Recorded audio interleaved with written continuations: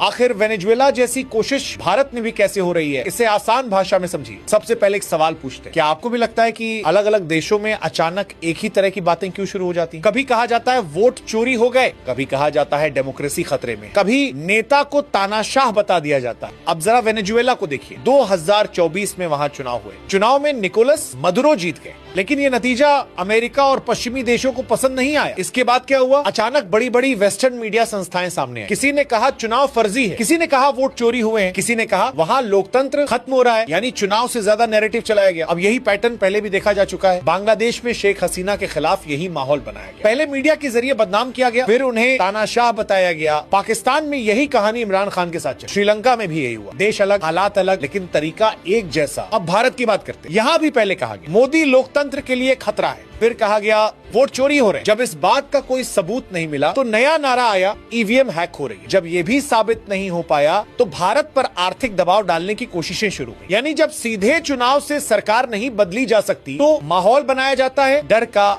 शक का और भ्रम का। इस पूरे खेल का मकसद क्या होता है? सरल शब्दों में देश की जनता का भरोसा तोड़ना, संस्थाओं को कमजोर दिखाना और फिर अपनी पसंद का नेता आगे बढ़ा। लेकिन भारत में ये स्क्रिप्ट अब तक सफल नहीं हो पाई। क्यों? क्योंकि आज भी भारत में लोग सवाल पूछते हैं, तथ्य देखते हैं और अपने देश के साथ खड़े रहते हैं। और जब तक जनता जागरूक है तब तक कोई भी बाहरी स्क्रिप्ट भारत में कामयाब नहीं हो सकती।